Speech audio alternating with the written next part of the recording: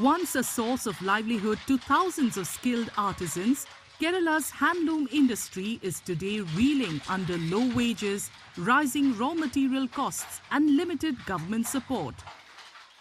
The result? Many weavers are quitting, while the younger generation is reluctant to join, slowly pushing this age-old tradition towards decline. Sukumaran Nair, with over 30 years in the field, has witnessed this steady fall. He says fair wages and stronger marketing efforts are crucial to attracting the younger generation to the profession and restoring its lost prominence. വെളിയിൽ പോയ 1000 രൂപ കുറഞ്ഞുള്ള ശമ്പളങ്ങൾ ഉണ്ട് minimum. അപ്പോൾ അതിൻ്റെ ഒരു മേഖലയിൽ പുതിയ ആൾക്കാർക്ക് ഇതിന് താല്പര്യമില്ല. പഴയ ആൾക്കാർ ഇപ്പം ഇല്ല. അപ്പം അങ്ങനെയുള്ള പ്രശ്നമാണ് ഇവിടെ വരുന്നത്. പുതിയ ആൾക്കാർക്ക് ഈ തൊഴിലെന്നൊക്കെ പറയുമ്പോൾ ഒരു വലിയ ഇതല്ല, മാർക്കറ്റില്ല. കൂടിപ്പോയി ഒരു 500 രൂപ 600 രൂപ ജോലി കിടക്കും വൈകുന്നേരം ആകുമ്പോൾ. നമുക്കല്ല, നെയ്ത്താർക്ക്. അപ്പം അതൊന്നും തികയില്ല. ആ ഒരു മേഖല പുതിയ ആൾക്കാർക്ക് ഇത് താല്പര്യമില്ല. കുറച്ചുകൂടി ചെയ്താൽ ചിലപ്പം ചില ആൾക്കാർ വരുമെന്ന് അറിഞ്ഞൂടാ, ചില ആൾക്കാർ താല്പര്യമുള്ളവർ ഇറങ്ങും. The younger generation from traditional weaver families is no longer keen on learning the craft. Those who continue say they've done so largely because of a state government initiative introduced a few years ago, under which government schools are required to procure uniforms from handloom weavers. Kerala government ഒരു വിപ്ലവകരമായ മാറ്റം നടത്തിയെന്ന് പറഞ്ഞു കഴിഞ്ഞാൽ ഈ കൈത്തറി school uniform, അതുപോലെ central ഗവൺമെൻറ്റിലെ ജീവനക്കാർക്കും മറ്റുള്ള ആൾക്കാർക്കും ഒക്കെ ഈ കൈത്തറി യൂണിഫോം കൊണ്ടുവന്നു കഴിഞ്ഞാൽ ഈ കൈത്തറി മേഖലയ്ക്ക് വളരെയധികം ഹെൽപ്ഫുള്ളാകും. കാര്യം വെച്ച് കഴിഞ്ഞാൽ അഗ്രികൾച്ചർ കഴിഞ്ഞ് കഴിഞ്ഞാൽ ഇന്ത്യയിലെ രണ്ടാം വ്യവസായം എന്ന് പറയുന്ന കൈത്തറി മേഖലയാണ്. ആ കൈത്തറി മേഖല ഡേ ബൈ ഡേ താഴോട്ട് പോകുന്നു.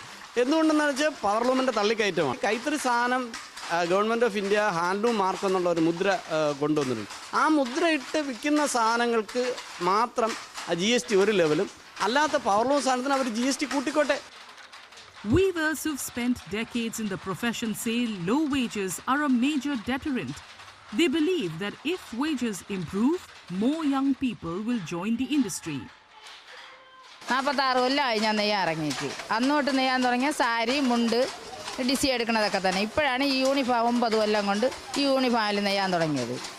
അങ്ങനെയൊക്കെ ഉള്ള കാര്യങ്ങളൊക്കെ തന്നെ ഗവൺമെൻറ് ചെയ്യണമെന്ന് വെച്ചാൽ നമ്മളിപ്പം നെയ്യണേൻ്റെ കൂലിയാണ് നമുക്ക് തരണത്.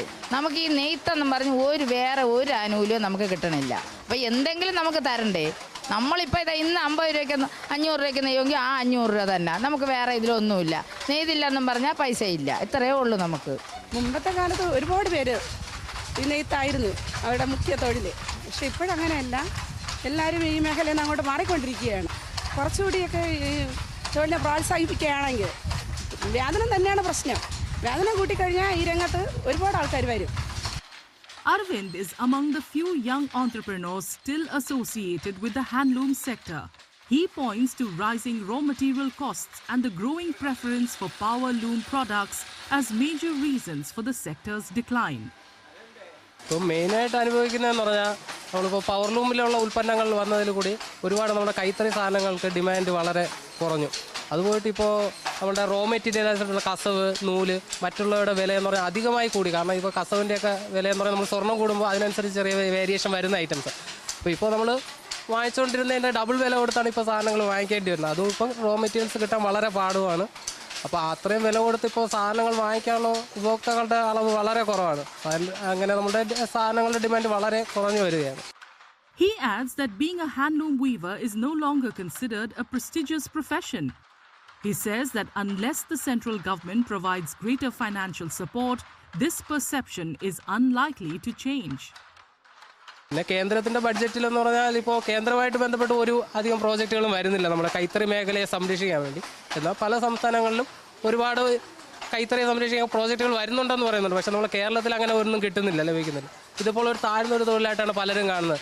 കാരണം ഇതിനൊരു നമ്മൾ സ്റ്റാൻഡേർഡ് കുറഞ്ഞ രീതിയിലുള്ള തൊഴിലായിട്ട് കാണുന്നത്. അപ്പോൾ അതിന് നമുക്ക് സ്റ്റാൻഡേർഡ് ഒരു ഫാക്ടറി ടൈപ്പിലുള്ള പല രീതിയിലുള്ള വർക്കിംഗ് സിസ്റ്റംസൊക്കെ ചെയ്യാനുള്ള സപ്പോർട്ട്സ് ഗവൺമെൻറ്റിൽ നിന്ന് ഉണ്ടായാൽ അത് തീർച്ചയായിട്ടും വളരെ അട്രാക്റ്റീവ് ചെയ്യുന്ന രീതിയിൽ വരാം.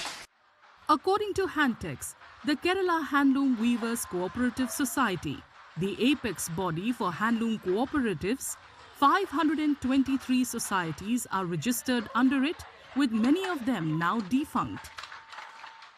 നമുക്കറിയാം ഈ മേഖല നേരിടുന്ന ഒരു പ്രധാനപ്പെട്ട പ്രതിസന്ധി എന്ന് പറയുന്നത് ഈ മേഖലയിലേക്ക് പുതിയ യങ് ജനറേഷൻ ഈ മേഖലയിലേക്ക് ആകർഷിക്കപ്പെടുന്നില്ല എന്നുള്ളതാണ്.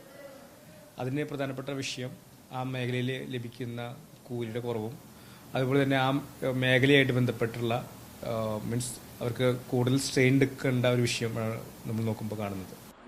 Those associated with the sector are hopeful that the upcoming budget will introduce concrete measures to revive Kerala's handloom industry.